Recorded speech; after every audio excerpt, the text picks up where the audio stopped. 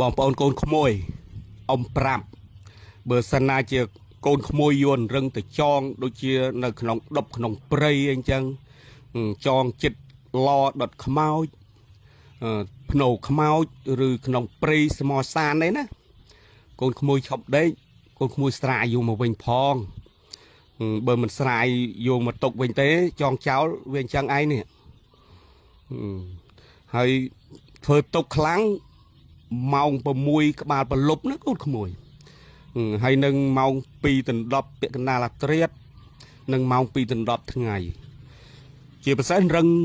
កណាត់ដូចជារឹងប៉ារ៉ាយណាកូនក្មួយចង់ដឹងដកពិសោធន៍មើលទៅ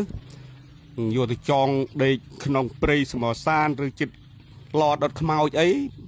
ម៉ោង2ដល់10ពាក់កណ្ដាលអាត្រៀតទៅកូនក្មួយដើរទៅបើករឹងមើលទៅឃើញក៏វ៉ាំនៅក្នុងរឹងនេះអានេះអ៊ំមិនដឹងទេប៉ុន្តែអ៊ំលឺចាស់ជំនាន់មុនគាត់និយាយប្រាប់អញ្ចឹងណាបាទអ៊ំមិនដែរហ៊ានដកពិសោធន៍ទេបើគាត់ភោយើងភោតគ្នាទៅប៉ុន្តែអ៊ំមិនដែរហ៊ានដកពិសោធន៍ទេអ៊ំខ្លាចដែរគាត់និយាយអញ្ចឹងឯងគាត់និយាយថារឹងចង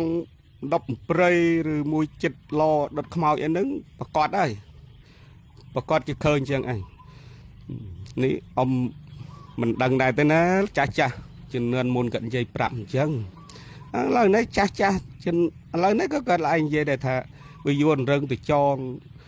ក្រោមដើមឈើអីឈប់ដេកស្រាយមកវិញផងគាត់ឯងដាស់តឿនយើងអញ្ចឹងណាក្រែងលោវិញអញ្ចឹង